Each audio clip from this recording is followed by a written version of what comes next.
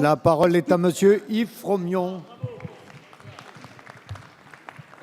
Monsieur le ministre de la Défense, notre Assemblée a rendu un hommage solennel au maréchal des logis Fabien Jacques, mort pour la France, au Mali, dans l'explosion de son engin blindé.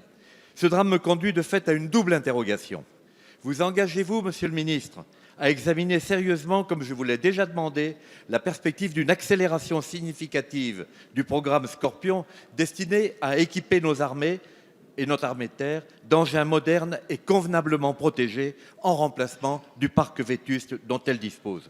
Je souligne qu'au rythme actuel de la programmation Scorpion, nos soldats utiliseront encore en 2030 des engins blindés de plus de 50 ans du modèle de celui dans lequel Fabien Jacques a trouvé la mort. Il y a là matière à se remettre en cause.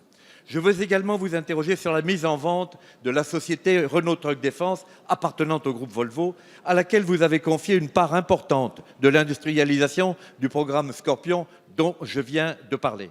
Nous savons que des groupes financiers se sont déclarés intéressés, de même que des groupes industriels, notamment étrangers. Il est impensable que l'État français ne se mobilise pas pour prendre la main sur ce dossier.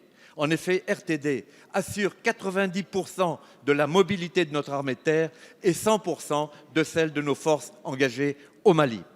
Nous ne fabriquons plus d'armement petit calibre depuis une décision du gouvernement Jospin. Vous-même, monsieur le ministre, avez engagé Nexter dans une alliance pour le moins incertaine avec le groupe allemand KMW. En conséquence de quoi, nous avons perdu toute autonomie industrielle dans l'armement terrestre. Et nous sommes le seul pays européen à l'avoir fait. Notre indépendance est de fait mise en cause. C'est pourquoi les Républicains exigent que le Parlement soit associé aux initiatives qu'il vous est demandé de prendre pour que la cession de RTD, si vous deviez la confirmer, soit conforme aux intérêts majeurs de notre pays. Merci. La parole est à monsieur Jean-Marc Todeschini, secrétaire d'État chargé des anciens combattants et de la mémoire. Oui, Monsieur le Président, Monsieur le député Fromion, je constate que notre pays aime toujours la polémique, et vous particulièrement. Mais dans la période actuelle, et sur l'industrie de défense, cela me semble particulièrement infondé. Vous savez que le ministère de la Défense était en Inde récemment pour signer un 3e contrat Rafale en 18 mois. Et que cela fait suite à la victoire des CNS en Australie pour le plus gros programme export de l'histoire de France, tous secteurs confondus. Et nous vivons des années records en matière d'export. Nous avons trouvé un secteur de défense qui exportait pour 4,7 milliards en 2012. Or, l'an dernier, en 2015, on était à plus de 17 milliards, soit 4 fois plus. Ce sont ainsi des dizaines de milliers d'emplois qui sont créés dans le secteur français des industries de défense, dans le ministère de la Défense entretient par ailleurs l'excellence technologique. Vous comprendrez donc que nous ne soyons pas disposés à recevoir des leçons de patriotisme.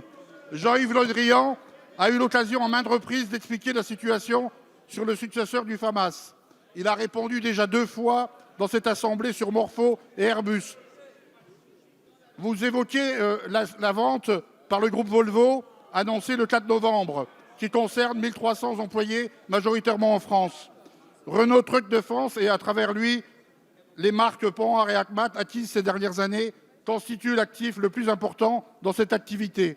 RTD joue notamment, vous l'avez dit, un rôle essentiel dans le projet Scorpion de modernisation et de renouvellement des véhicules blindés de l'armée de terre française ou dans la réalisation des véhicules.